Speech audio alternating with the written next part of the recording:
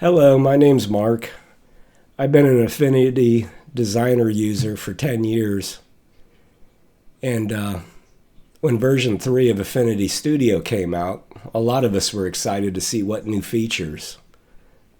A lot of people were like, oh, mesh gradient. We've been waiting forever for that. But when I saw the hatch fill, or the hatch pattern, I was kind of intrigued by that and excited. So the past week I've been doing explorations and playing around with it and having a lot of fun with it.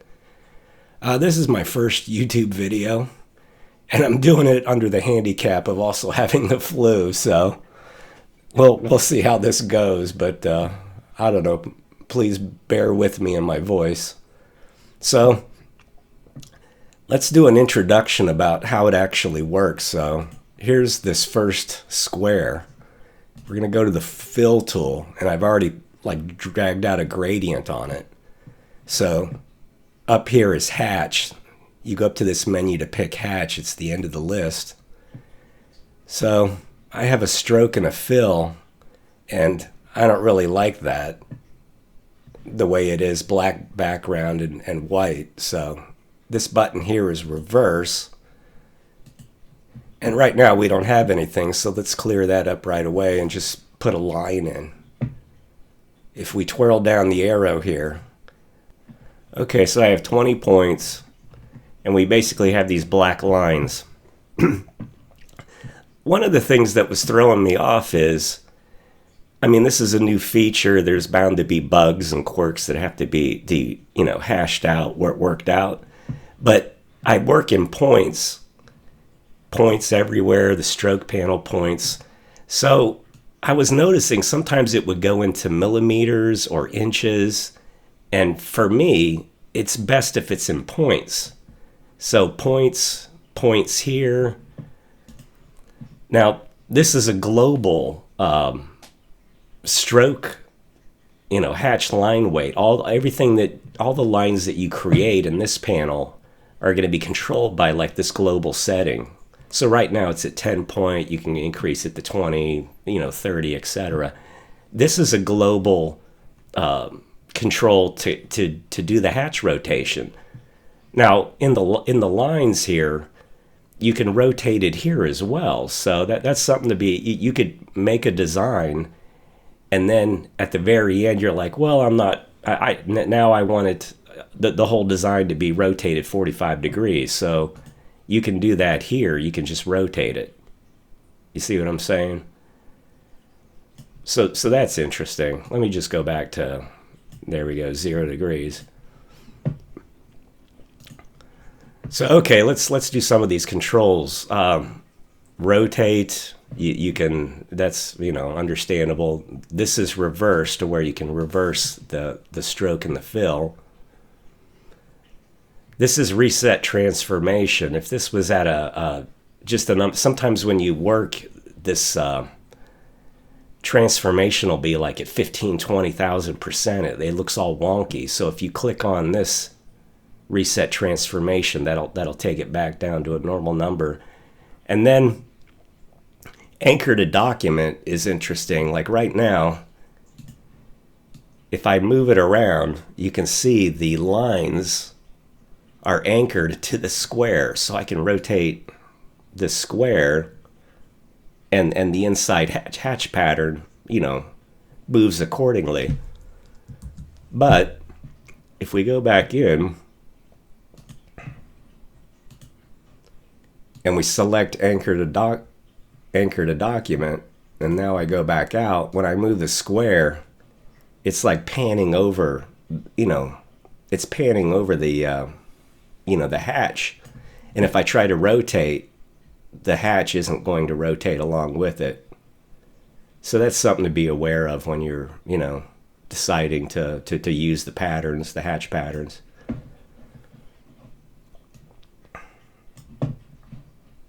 Again, you always have to go back to the fill and then click on this far chip to get to the lines. So okay, let's go over one by one what these are all about. So let's rotate this 45 degrees.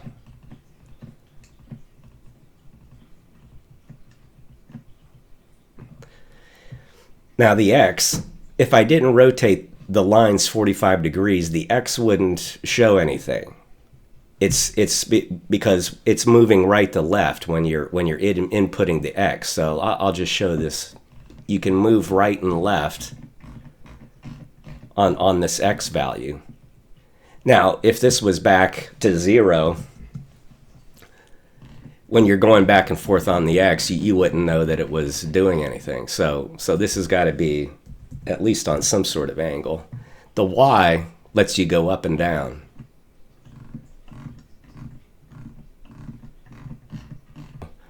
Now the spacing, you can control the spacing of the lines.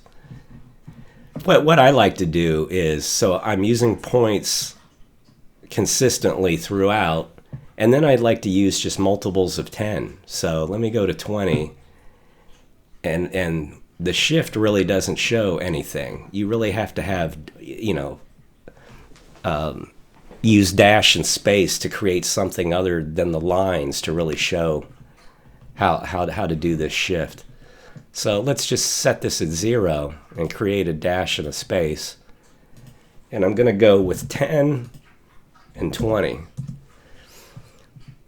Again, remember how I said I like to work with multiples of 10. I just find the math and I don't know, the math just seems to work for me. But if I go to 10 and 10, okay, these pills are fine. Let me increase it to 15. That's close enough, multiples of 10, 5. So now that we have this and I go to shift, you can sort of see what's going on. It kind of, in a way, is pivoting. The way I like to think of it is it's pivoting around a point. You can see the left side of the pattern's kind of going clockwise, and then the right side is kind of rotating around as well. So that's, to me, interesting. So now it's kind of like this pill shape is up and down in these lines. If I go to spacing, I can make it tighter. And if I go back to shift,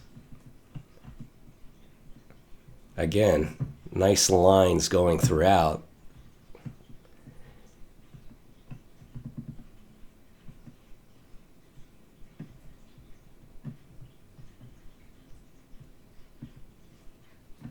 So here I have 10, 10, 10, 20.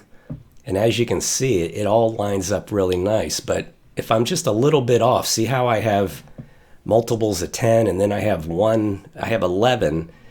It's kind of, as an old professor of mine used to say, it's kind of cattywampus. It's off. So if you're making a nice pattern, you want it to be nice and straight and geometric and everything, and just concise and clear. You've got to be very, meticulous in following some kind of numbering scheme. For me, it's points throughout and multiples of 10. That's how one line works and everything that you can do. I hope I explained all the different things that you can do. Now, if I go back to the Y allows me to go up and down, see? And the X allows me to go right and left. Okay, let's select another one. Okay, it's got a fill that I already dragged out. Let's go back up here. It doesn't have any lines, so let's make 2 lines. And let's make this one 45. And the spacing will make 20. And then line 2, we want to have 2 diagonal lines that are, facing each other. So 45 plus 90, that's 135 for that. And we'll do the same 20 for spacing.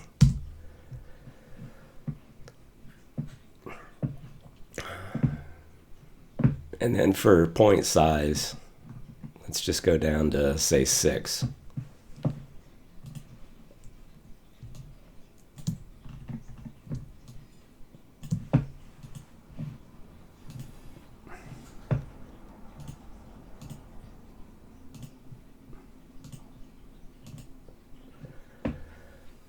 Okay, so the point size is good, the spacing, I'm doing my multiples of 10. Okay, so how would I put a circle in between each one of these squares? White squares. Well, the one way you could do it is you've got to create another line, and we're going to make this a duplicate of line 2 in the very beginning. So 135, spacing is 20. So it's right on top. It's like a clone of line 2, except for one important detail. Now we're going to give it a dash and a space. So we're going to start off with 10 and 10. And we're going to go to this X value to get it off of its cloned brother, so to speak. So if we go to the X and we move it, okay, so 14 seems to work. We're in the middle space. It's shaped like a pill, so we've got to play around with the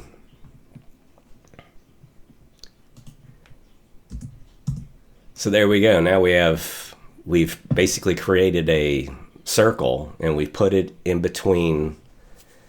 It's in the negative space of the two diagonal lines.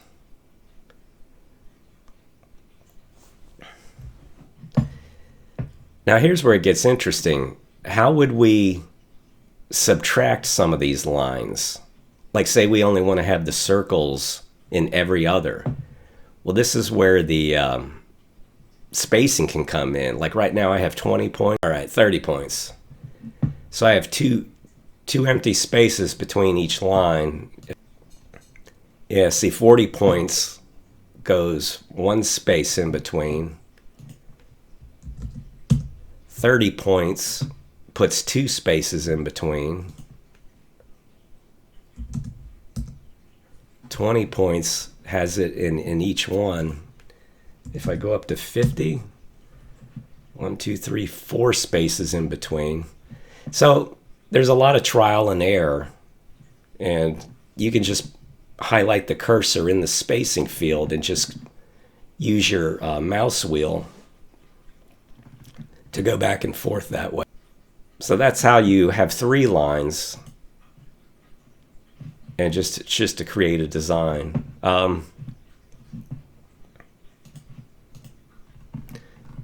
But you can do a lot with just 2 lines. So here's an example.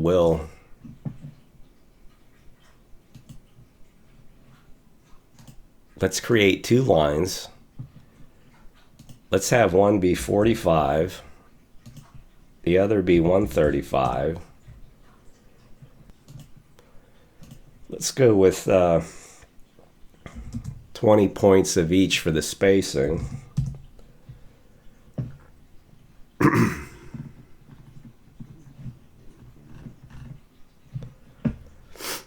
Now I'm going to do a dash and a space for each. Let's start off with 10 and 20.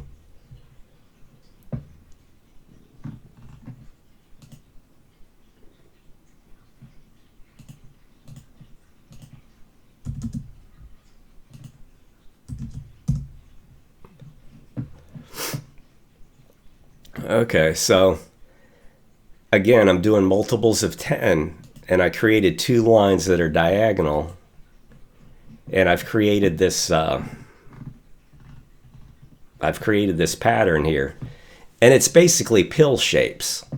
So okay, so don't get any more complicated than this. Now let's just play with these settings. So if I go to line 1 and I go to its X and Y, can I push it right and left or up and down? And what's that going to do?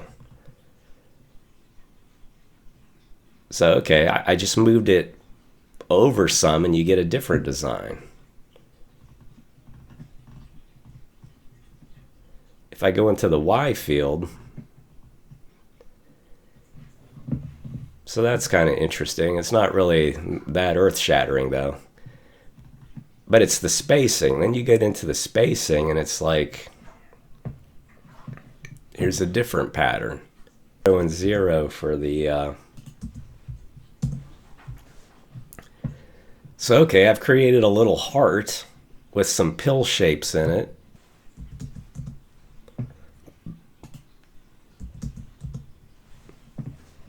So, okay, I put two little pill shapes together and I made this kind of pattern that kind of looks like a heart. Everything I want to cover with this intro. So these are me just quickly doing ideas. Just it's pretty amazing. And some of these are just 2 lines and you're just playing around with the X and the Y and the shift. And then you can do different iterations and you can quickly develop a lot of crazy ideas just from one starting point. So I started off with this highlighted in pink, and then playing around with the X, the Y, and the shift, I was able to do all these different iterations off of it. And when I found something I liked, I would just duplicate it and move it off to the side. And then sometimes I would place, with some more settings and get something I liked, like here's a bunch of X's, I'd make a duplicate of that. So yeah, all these interesting tile patterns, and you would think you would be limited too much by just using circles and pill shapes and lines, but it's you kind of get into this Zen way of manipulating the controls, and then before you know it, you've got all kind of great little patterns. So let me just start off with this, or try to show you how we got, or how I got all these different iterations. So again, select the fill, and as you can see, it's set to 4 points, and a fill of white and black. I just did this for clarity. I didn't want to distract myself too much worrying about colors. Just keep it simple when you're just starting out with something. So you can notice I have the anchor to document set and the hatch scales at 100%. But if I click on this to pull up the hatch panel, it's 2 lines. And again, it's my 2 diagonal lines. If I twirl it down, both of them have spacing of 10. Again, going back to my rule of multiples of 10. There's a dash and a space, and they're each at 10 points. And then on the one diagonal line, I have this shift. So if I highlight the, if I put the cursor into there and I twirl the mouse wheel, I'll manipulate this just to show you what the shift does. So again, you can create a bunch of different X's and the pill shapes in between. So okay, let's set this back to what I had it at 80. Well, what would happen when I start to mess around with line 2 shift? So let's find out.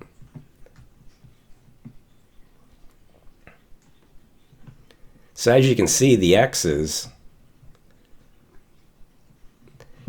start to show up in different parts. And if you fool around with the spacing,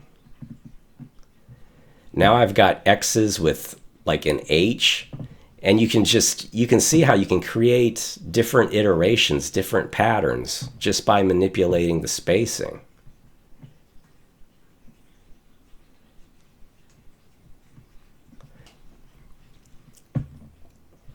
As you can see there, the line 1 is set off to the side.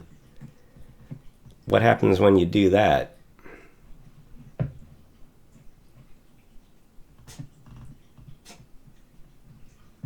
But it's like the pill shape.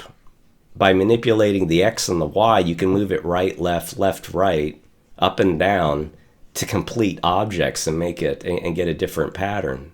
So each one of these was created that way. I was able to get all the pill shapes to line up to create these diamond shapes. If I go into the fill, again, 2 diagonal lines, I messed with the X on both to move it, to the right or left. Again, this 10 and 10 creates the pill shape, and the spacing for both are 10. But the shift is 80 points. 83 points. Again, it's not a multiple of 10. It's just enough to where everything is askew.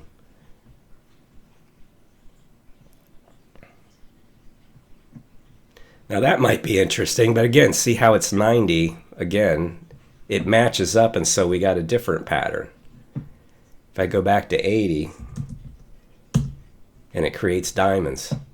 So, like I was saying, every single one of these patterns is just two diagonal lines, and I'm playing with the X, the Y, and the shift, and I'm basically playing around with pill shapes and the way that they overlap and join each other, and you can get all these patterns. Like here's a little tile thing. If I highlight that, how did that come about? If I go to the fill and I go to the pattern, again, points.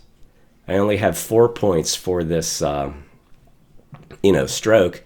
Two diagonal lines. They've been shifted 7 points on the X, right or left. I have the same shift value, and then the spacing is 10, but I have 20 points for the dash, 10 points for the space. I have minus 10 for the shift here, and I have 10 and 10. So the pill shapes are different, but in terms of how they line up, you see? You can do all kind of different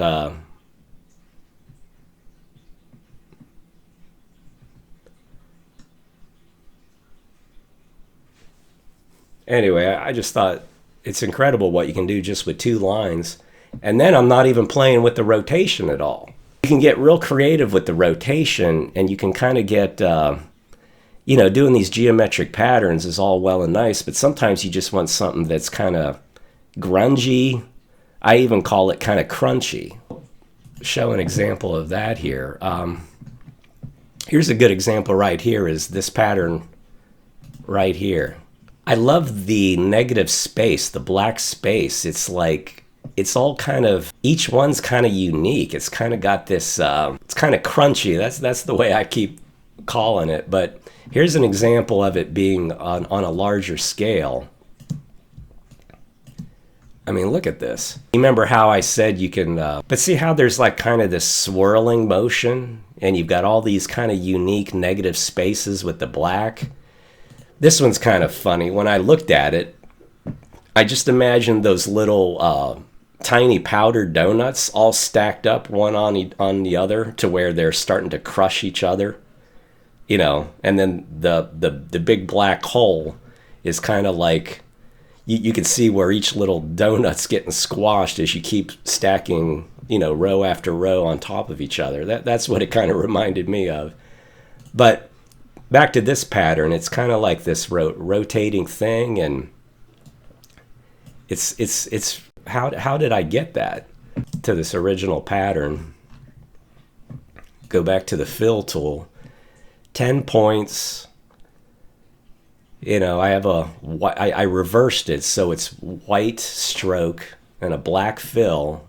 If we click on the chip, so what was I doing here? Well, they're all basically circles.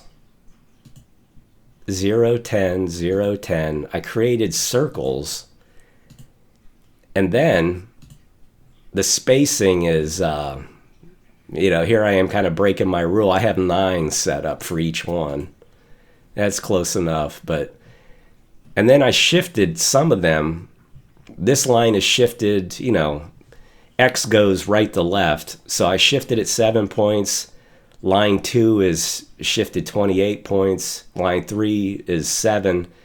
And then I played around with the rotation, 120, 240, 120. And the result is just this crazy pattern. You can see that it repeats, but so okay, when I went to this one, I must have changed it somewhat. So let me go back to the fill of this and see what I did. Okay, so I went with 116 in the rotation, and I shifted it -1.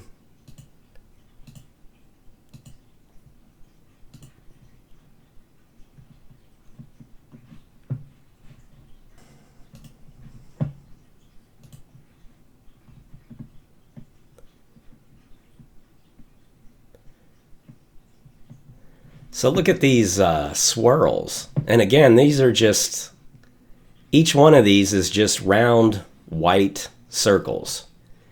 And I played around with the rotation and the space and the shifting of it. Remember, the shifting sort of pivots the line of circles to the right and left. That kind of looks like it would be a texture for a canvas or something like that, you know. Here's more examples of, this was one that I really quite liked, just something a little different.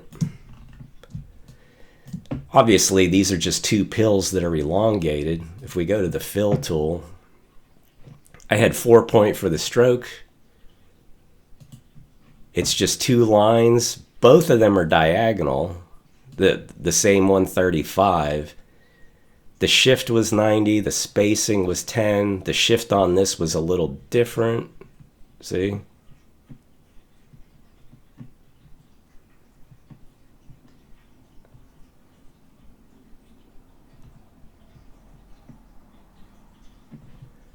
So you can, and I put in another dash, you know, elongate the, you know, the pills for both. But again, I kept up with the multiples of 10. I try to consistently do that, and so that's how that all kind of magically comes together. Boy, I'm running out of steam here. I'll try to, I guess, give me another 5 minutes here. I think that's about all I have left.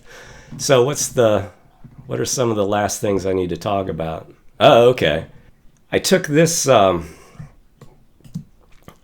hatch pattern, brought it over. I'll just do that right now. I'll make a duplicate, bring it over. Go back to the fill, and I'm just going to bake appearance. So boom. Well, what does that mean? Well, at the top here, you can see that right now these lines are grouped up. So let's take this out of this group. We'll delete this. Go back to the group.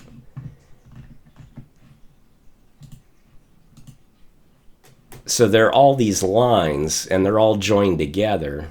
Now, you can change the color of them if you want. You know, that. But in terms of being able to individually select one, you can move it around. Now, the one cool thing you can do is select the group and then go to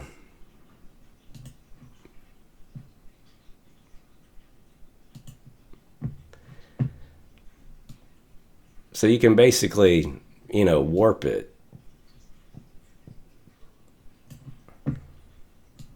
And that's what I was doing with this thing down here.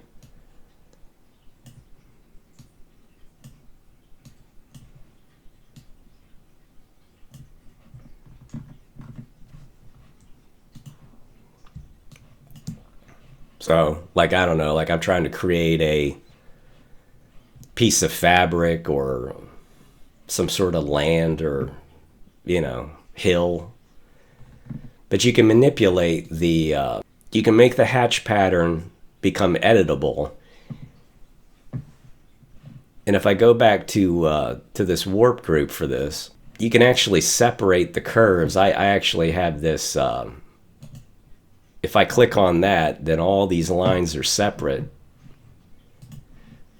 So you don't necessarily have to expand stroke or anything. Like, say I wanted to make some of these different colors.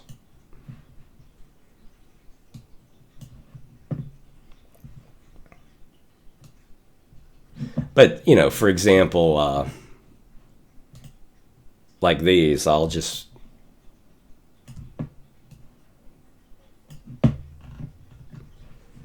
go to fill, fake appearance.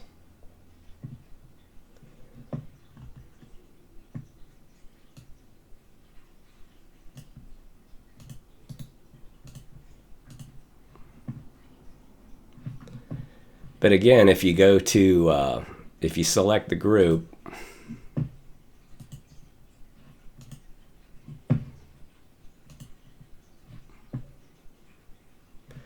all these circles is you can select one, increase all of them, or make them smaller. You can put them in a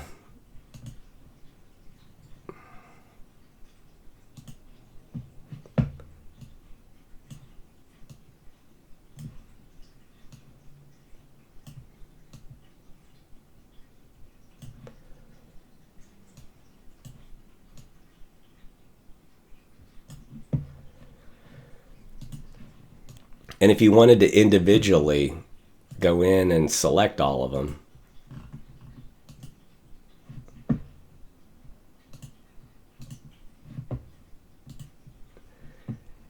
if you fool around with the stroke, it's just going to, but if you wanted to individually, then that's when you would have to go to separate curves. And once you do that, you could select a bunch of different ones and manipulate them, make them bigger or little.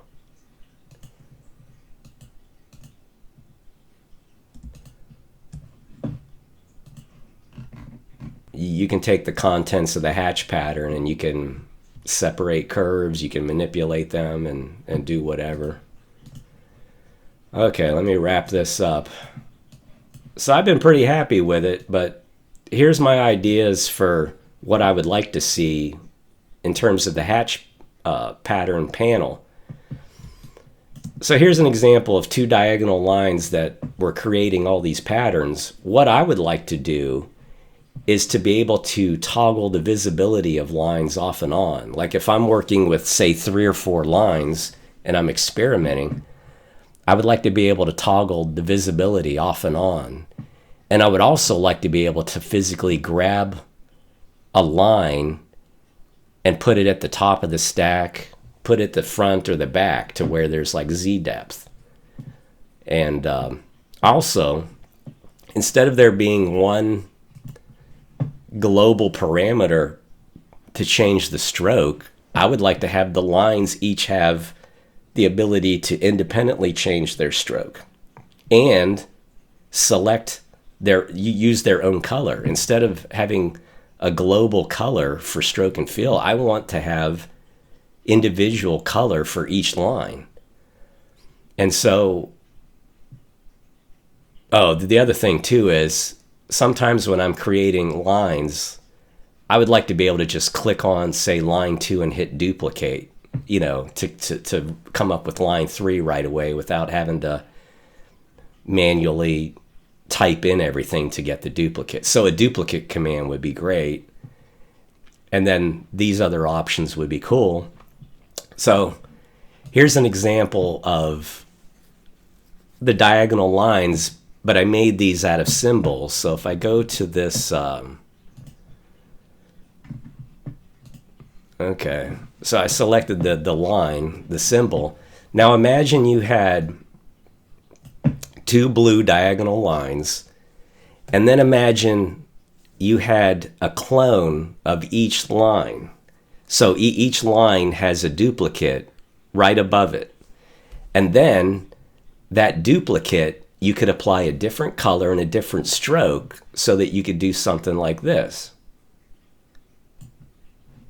to where there's depth and you've got different colors. Anyway, that's just my idea. Maybe even with the color, you could also have, you know, in terms of opacity and being able to do different stuff, like you could have erase, contrast negative, you could do different stuff like that too. Anyway, I don't know if any of this is possible. If we were able to, for example, you know, move stuff around in front, behind, and toggle visibility on and off.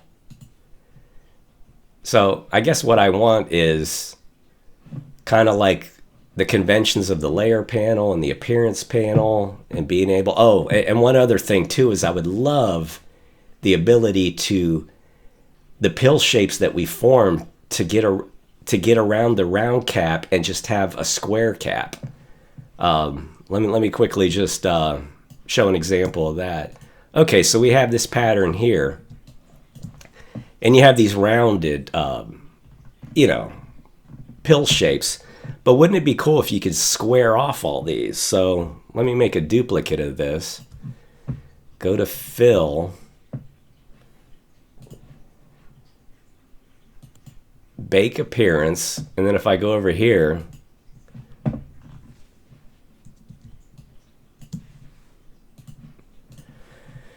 so here's the shape with the rounded, cap, and here it is with the squared off cap. I mean, it would be cool if you could do stuff like that. Okay, one last thing, I promise this will be quick. The one thing I don't care about in terms of the hatch patterns is the way when you go to swatches and you go to hatches, the way they have these icons displayed is kind of, in a word, it's lame. Let me just zoom in on these patterns right here. The way this is represented in the swatches panel, it doesn't look anything like how you work. If anything, this looks like hairline view. And if I go to hairline view up here in my toolbar, yeah, that's exactly what they did is, but when we're creating hatch patterns, we're not working in hairline mode, and yet that's how they decided to have it to be displayed in the swatches panel. So that's kind of unfortunate. But there is a workaround. What I've been doing is if you go to Window, General, Assets, I created a hatches category, and here's some of the assets that I added. Now these look just like how I've been working, and it's probably best practice to have a white background and a black stroke so that it shows up nicer when you save it as an asset. But I'll just show you. So here's an example. We'll click on this, select it, go to this burger menu, and then say Add from Selection. And so there we go. Now, contrast this with how it works when we add it here. So this is selected, and I'm going to add it here. Now, this doesn't really look anything like that. I don't know.